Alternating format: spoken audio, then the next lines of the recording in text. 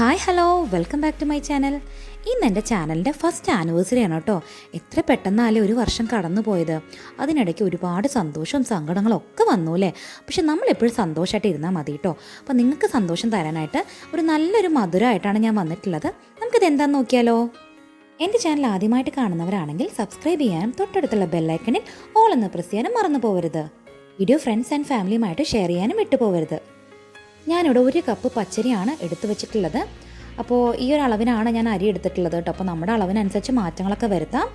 അതിനായിട്ട് ഞാൻ ഒരു വലിയ തേങ്ങ ചിരണ്ടി മാറ്റി വെച്ചിട്ടുണ്ട്. അതുപോലെ തന്നെ ഫ്ലേവർ കൊടുക്കാനായിട്ട് ഒരു 4 ഏലക്കയും 1/2 ടീസ്പൂൺ ചെറിയ ജീരകം പൊടിച്ചതാണ് വെച്ചിട്ടുള്ളത്.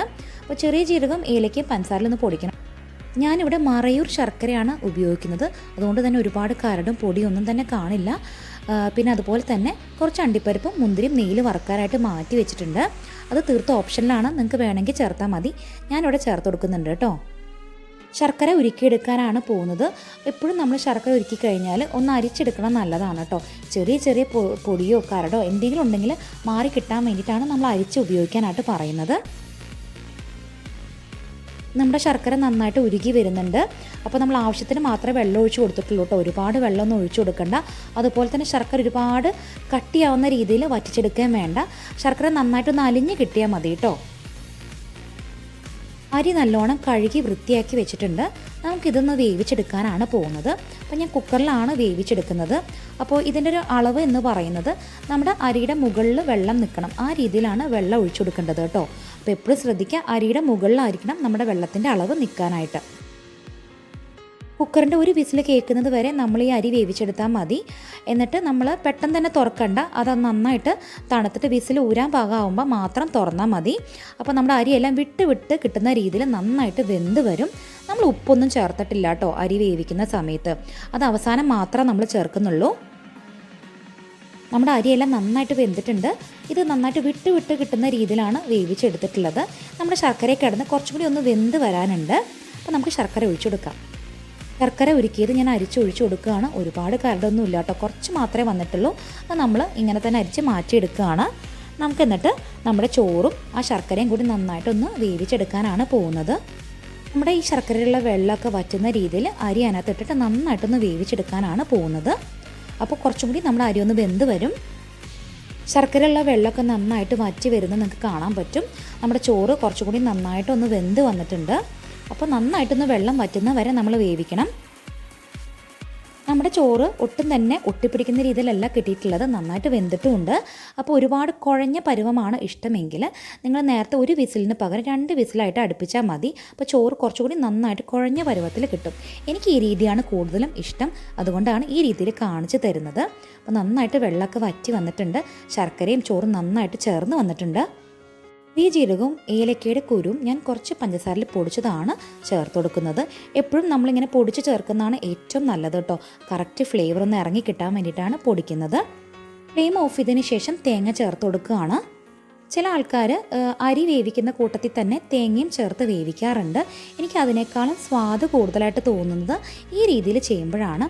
അപ്പോൾ നമ്മുടെ ഇഷ്ടത്തിന് നമുക്ക് ചെറിയ മാറ്റങ്ങളൊക്കെ വരുത്താം കേട്ടോ, അതിലൊന്നും പ്രശ്നമില്ല. പക്ഷേ ഇതായിരിക്കും കുറച്ചുകൂടി നല്ലത്. അവസാനമായിട്ട് ഒരു 1/4 ടീസ്പൂൺ ഉപ്പും കൂടി ചേർത്ത് കൊടുക്കുകയാണ്. നമ്മളുടെ ഫ്ലേവർ ഒന്ന് ബാലൻസ് ചെയ്യാൻ വേണ്ടിയിട്ടാണ് നമ്മൾ ഉപ്പ് ചേർക്കുന്നത്. നമുക്കിനി 1 ടേബിൾ സ്പൂണോളം നെയ്യ് ചേർത്ത് കൊടുക്കാം. നമുക്ക് നട്ട്സും കിസ്മിസും വറുത്ത് ഈ സമയത്ത് തന്നെ ചേർത്ത് കൊടുക്കാം കേട്ടോ. ഞാൻ പക്ഷേ നെയ്യ് മാത്രമേ ചേർത്ത് കൊടുക്കുന്നുള്ളൂ. അപ്പോൾ അതൊക്കെ നമ്മുടെ ഇഷ്ടത്തിന് മാറ്റങ്ങളൊക്കെ വരുത്താം. നമ്മുടെ അരി വറ്റിച്ചത് തയ്യാറായിട്ടുണ്ട്. ഇത് പല സ്ഥലങ്ങളിലും പല രീതിയിലൊക്കെ പറയാറുണ്ട്. പാച്ചോറെന്നും പാൽ ചോറെന്നും ഒക്കെ പറയാറുണ്ട്. നിങ്ങൾക്ക് ഏത് പേര് വേണമെങ്കിലും പറയാം. എന്തായാലും നമ്മുടെ ടേസ്റ്റി ആയിട്ടുള്ള അരി വറ്റിച്ചത് ഇവിടെ റെഡിയാണ് കേട്ടോ. അപ്പോൾ നമുക്കൊരു പാത്രത്തിലേക്ക് നിരത്തി കൊടുക്കാം. നമ്മൾ അരി വറ്റിച്ചത് ഒരു മയം പരട്ടിയ പാത്രത്തിൻ്റെ മുകളിലേക്കാണ് ഇട്ട് കൊടുക്കുന്നത്. എന്നിട്ട് ചൂടോടുകൂടി തന്നെ അത് നന്നായിട്ട് നിരത്തി കൊടുക്കുകയും വേണം. വറുത്ത് വെച്ചിട്ടുള്ള അണ്ടിപ്പരിപ്പും മുന്തിരിയും അതിൻ്റെ മുകളിലിട്ടിട്ട് ഒന്നും കൂടി നന്നായിട്ടൊന്ന് നിരത്തി ഷേപ്പാക്കി എടുക്കാൻ പോവുകയാണ്.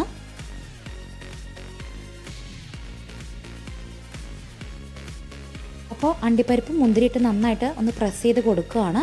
അപ്പോൾ നന്നായിട്ട് തണുത്ത് കഴിഞ്ഞാൽ ഇത് മുറിച്ചെടുക്കാൻ പറ്റുന്ന പരുവത്തിലാണ് നമുക്ക് കിട്ടുക. അപ്പോൾ തണുത്ത് വന്നിട്ടുണ്ട്, ഞാനത് മുറിച്ച് കാണിച്ചു തരാം കേട്ടോ.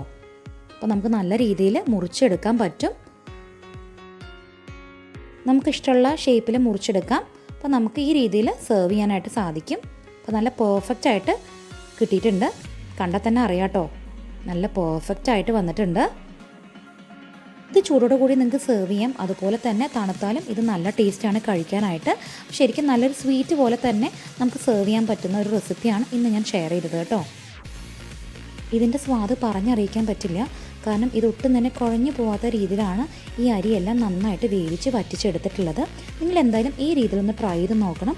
ട്രൈ ചെയ്താൽ മാത്രം പോരാ, നിങ്ങളുടെ ഫീഡ്ബാക്സും കമൻസും എല്ലാം എന്നെ അറിയിക്കണം. അതുപോലെ ഈ വീഡിയോ ഇഷ്ടപ്പെട്ടാൽ ലൈക്ക് ചെയ്യാനും ഷെയർ ചെയ്യാനും കമൻറ്റ് ചെയ്യാനും മറക്കരുത്.